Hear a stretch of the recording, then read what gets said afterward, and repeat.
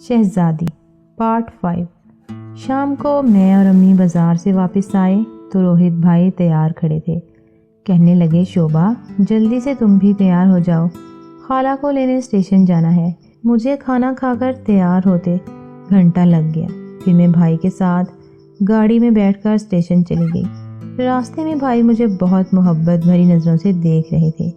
کیا ہوا بھائی، آپ ایسے کیوں دیکھ رہے ہیں؟ میں نے آخر کار پوچھ ہی لیا تو روہت بھائی بولے کہ گڑیا تم نہا کے کچھ زیادہ ہی نکھر آئی ہو۔ میں بھائی کے منہ سے اپنی تعریف سن کر شرما گئی اور کہا کہ بھائی آپ تو ایسے بول رہے ہیں جیسے نہانے سے پہلے میں کم خوبصورت تھی۔ تو روہت بھائی بولے کہ نہیں میری گڑیا، تم تو ہر حالت میں بہت پیاری لگتی ہو۔ میں 2 دن سے یہ بات نوٹ کر رہی تھی کہ روہت بھائی کا مجھ سے پیار کسی اور ہی رخ کو جا رہا ہے، لیکن معلوم نہیں مجھے ان کا یہ انداز بھی برا کیوں نہیں لگ رہا تھا۔ نہ ہی میں ان کو منع کر پا رہی تھی۔ شوبھا میری دی ہوئی بنیان کل پہن رہی ہونا۔ اچانک بھائی کو اپنا دیا ہوا گفٹ یاد آیا تو وہ پوچھے بنا نہ رہ پائے۔ میں نے کہا بالکل بھیا، کل وہی پہنوں گی۔ تو وہ بولے کہ پھر مجھے دکھاؤ گی۔ میں نے کہا بھیا مجھے عجیب سا لگتا ہے، پلیز اب ایسی فرمائش مت کرو جس کے پورا کرتے ہوئے مجھے شرم آئے۔ روہت بھیا بولے کہ یار گڑیا تم بھی پتہ نہیں کیوں اتنا گھبراتی اور شرماتی رہتی ہو۔ مجھے دیکھو، اس معاملے میں مجھے بالکل بھی شرم نہیں آتی۔ کل دوپہر مجھے ٹراؤزر پکڑاتے ہوئے تم نے میرا کانٹا دیکھا تھا نا؟ میں نے کار کی کھڑکی سے باہر دیکھتے ہوئے کہا۔ جی بھیا میں نے دیکھ لیا تھا، کیونکہ اب اچانک سے سامنے آ گئے تھے تو میری نظر پڑ گئی۔ روہت بھائی بولے کہ دیکھو میں اتنا بڑا ہوں، 6 فٹ کا انسان ہوں، لیکن تم کو میں نظر نہیں آیا، نہ ہی کوئی اور چیز نظر آئی۔ تمہاری نظر پڑی بھی تو سیدھی اسی پر، پتہ ہے کیوں؟ میں نے دل میں سوچا کہ بھائی کی بات تو واقعی صحیح ہے۔ میں نے سارے جسم کو چھوڑ کر صرف وہی حصہ دیکھا تھا۔ بھائی مجھے خاموش دیکھ کر بولے یہ اس لیے ہوا کہ تم دیکھنا ہی صرف وہی چاہتی تھی، اس لیے تمہاری نظر فوراً اس پر پڑی۔ میرے پاس بھائی کی لوجک کا کوئی جواب نہیں تھا، وہ سچ ہی تو کہہ رہے تھے۔ اس وقت میری نظر سیدھی کانٹے پہ پڑی تھی اور میں نے اچھے سے اس کو دیکھ لیا تھا۔ بھائی کہنے لگے کہ اگر انسان کا دل کسی چیز کے لیے آمادہ ہو تو پھر اس کو وہ کام کر لینا چاہیے، بلا وجہ اپنی آتما کو ترسانا نہیں چاہیے۔ میں نے کہا اچھا بھائی، بعد کی بعد میں دیکھی جائے گی، فی الحال تو گاڑی کہیں پارک کرو، ہم اسٹیشن پہنچ چکے ہیں۔ بھائی نے جب گاڑی کھڑی کی تو میں دروازہ کھول کر اترنے لگی، لیکن بھائی نے میرا بازو پکڑا۔ میں نے ایک ہاتھ گیٹ کے ہینڈل پہ رکھا اور دوسرا بھیا کے ہاتھ میں، اور میں وہیں پر رک گئی اور سوالیہ نظروں سے روہت بھیا کو دیکھنے لگی۔ وہ بولے شوبھا میرا دل کرتا ہے کہ تمہاری اس سے آگے وہ کچھ نہ بولے، اور خاموش ہو گئے۔ میں نے کہا بھیا کھل کے بولیں، آپ کیا کہنا چاہتے ہو؟ روہت بھیا مسکرا کے بولے کہ کچھ نہیں، ایسے ہی تم کو تنگ کر رہا تھا، جب دل کیا تو بتاؤں گا، چلو اترو۔ میں ہنس پڑی اور ہم گاڑی سے باہر نکل آئے۔ شام کے سائے لمبے ہو چکے تھے، سورج کافی ڈھل گیا تھا، پھر بھی ہوا میں تپش تھی۔ جلد ہی ہم دونوں پلیٹ فارم ٹکٹ لے کر اوپر آ گئے اور ادھر ادھر کی باتیں کرنے لگے۔ جلد ہی گاڑی آئی اور خالہ دونوں کو دیکھ کر بہت خوش ہوئی۔ واو شوبھا، تم تو 1 سال میں ہی بالکل جوان ہو گئی ہو۔ 1 سال میں کیسا خوبصورت جسم بنا لیا تم نے، بالکل میرے جیسی دکھنے لگی ہو۔ میں خالہ سے اپنی تعریف سن کر شرما گئی اور روہت بھیا کی طرف دیکھا تو وہ بھی خالہ کی بات کا مزہ لے کر مسکرا رہے تھے۔ مجھے اپنی جانب دیکھ کر بولے ہاں خالہ، ہماری گڑیا تو خوب جوان ہو گئی ہے۔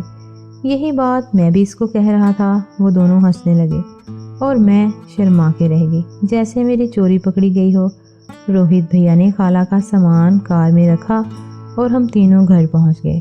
رات کے کھانے پہ سب لوگ اکٹھے تھے، باپو اور امی، میں، خالہ اور روہت بھیا۔ کھانے کے بعد کافی دیر تک گپ شپ چلتی رہی اور پھر باپو جی اور امی سونے چلے گئے، کیونکہ باپو نے صبح جلدی اٹھ کے کام پہ جانا ہوتا تھا تو ان کو ناشتہ دینے اور تیاری کروانے میں امی ہی مدد کرتی تھیں۔ اگلے دن ویسے تو ہماری راکھی کا تہوار تھا اور اس وجہ سے دکان بھی بند ہی رہنی تھی، لیکن ان کی عادت جلدی سونے کی تھی۔ جب وہ دونوں چلے گئے تو روہت بھیا اور نیہا خالہ بھی چھت پہ چلے گئے، کیونکہ ان کے کمرے اوپر تھے۔ میں نے کھانے کے برتن سمیٹے اور اپنے کمرے میں چلی آئی۔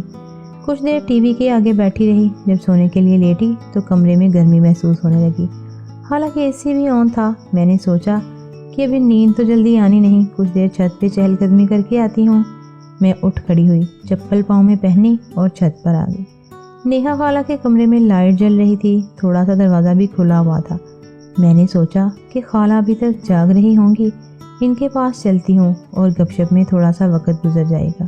میں جیسے ہی کمرے میں داخل ہوئی تو خالہ کا بیڈ خالی پڑا تھا۔ میں حیران ہوئی کہ رات کے 11 بج رہے ہیں، خالہ کمرے میں نہیں ہے، پتہ نہیں کہاں چلی گئی خالہ۔ میں نے واش روم کا دروازہ دیکھا تو وہ بھی کھلا ہوا تھا۔ اس کا مطلب یہی تھا کہ خالہ واش روم کے اندر بھی نہیں تھی۔ پھر میرے دل میں خیال آیا کہ وہ یقیناً روہت بھیا کے پاس ان کے کمرے میں ہوں گی، لیکن آدھی رات کو خالہ وہاں کیا لینے جائیں گی؟ یہ بات مجھے سمجھ میں نہیں آئی۔ میں خالہ کے کمرے سے باہر نکلی اور روہت بھیا کے کمرے کے پاس جا کے کھڑی ہو گئی۔ ان کا دروازہ مکمل بند تھا، یوں لگ رہا تھا جیسے اندر سے لاک کیا ہو۔ میں نے بنا آواز پیدا کیے ہاتھ کا دباؤ دروازے پہ ڈالا، لیکن وہ نہ کھلا۔ اب مجھے یقین ہو گیا تھا کہ بھیا کا دروازہ اندر سے لاک ہے۔ دروازے پہ دستک دینا مجھے مناسب نہیں لگا، معلوم نہیں کہ وہ اندر کیا کر رہے ہوں۔ اب میرے اندر کچھ تجسس پیدا ہو گیا۔ میں دروازے کے سامنے سے ہٹ کر کمرے کی کھڑکی کے پاس جا کے کھڑی ہو گئی اور کان لگا کر آوازیں سننے کی کوشش کرنے لگی۔ کچھ دیر تو خاموشی رہی۔ میں مایوس ہو کر پیچھے ہٹنے لگی تھی کہ ایک آواز میرے کان میں پڑی۔ وہ آواز نیہا خالہ کی تھی، جو کہہ رہی تھی روہت بس کرو، مجھے درد ہو رہا ہے۔ پھر روہت بھیا کی آواز آئی، وہ بولے کہ خالہ جب 12 مہینے بعد آؤ گی تو درد تو ہوگا نا۔ ان کی آوازیں سن کر میرا دل زور زور سے دھڑکنے لگ پڑا تھا۔ صاف معلوم ہو رہا تھا کہ وہ کوئی ایسا کھیل کھیل رہے تھے جس میں نیہا خالہ کو درد ہو رہا تھا۔ پھر دوبارہ سے خالہ کی آواز آئی، وہ کہہ رہی تھی کہ روہت چلا گیا ہے، اب کھیلنا مت، کچھ دیر رکے رہو، مجھے تھوڑا سکون کا سانس لینے دو۔ بھیا نے کہا کہ ٹھیک ہے، لیکن ابھی تو پورا نہیں گیا، بس تمہاری گلی کچھ زیادہ ہی تنگ ہے۔ نیہا خالہ بولی کہ روہت تنگ کیوں نہ ہو، میں کون سا اس میں لوگوں کے ٹرک کھڑے کرتی ہوں، سال بعد آپ ہی کھڑا کر رہے ہو، یا کبھی کبھار انگلی سے رس نکال لیتی ہوں۔ پھر درمیان میں کچھ لمحے خاموشی کے آ گئے، لیکن اس خاموشی کے بعد جو طوفان مچا وہ تھمنے کا نام نہیں لے رہا تھا۔ کمرے کے در و دیوار ہل رہے تھے اور نیہا خالہ کی ہلکی ہلکی آوازیں باہر تک سنائی دے رہی تھیں۔ یوں لگ رہا تھا کہ وہ ایک ایک لمحے کا مزہ لے رہی ہوں۔ مجھے یقین ہو گیا تھا، روہت بھیا نے خالہ کو کسی اور جہان کی سیر کروانا شروع کر دی۔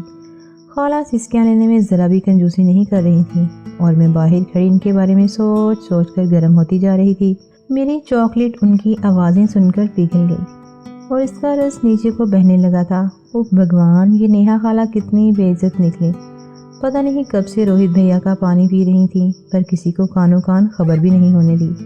اب مجھے سمجھ آئی کہ وہ ہر سال جب بھی ہمارے گھر رہنے آتی تو اوپر چھت والا کمرہ کیوں استعمال کرتی تھیں۔ وہ تو روہت بھیا سے سافٹ ویئر اپڈیٹ کروانے کے لیے اوپر جاتی تھیں۔ کمرے میں آہوں اور سسکیوں کا طوفان مچا ہوا تھا۔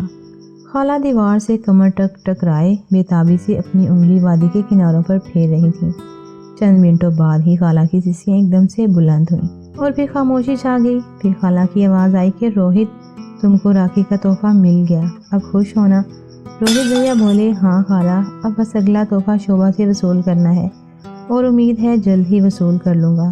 اس ناول کا اگلا حصہ نئی آنے والی قسط میں اپلوڈ کیا جائے گا۔ اگر آپ کو ہماری نالج پسند آئی ہو تو پلیز چینل کو سبسکرائب کر لیں اور ساتھ دیے گئے بیل آئیکن کے بٹن کو کلک کر لیں تاکہ ہماری نئی آنے والی قسط آپ کو آسانی سے مل سکے۔ شکریہ۔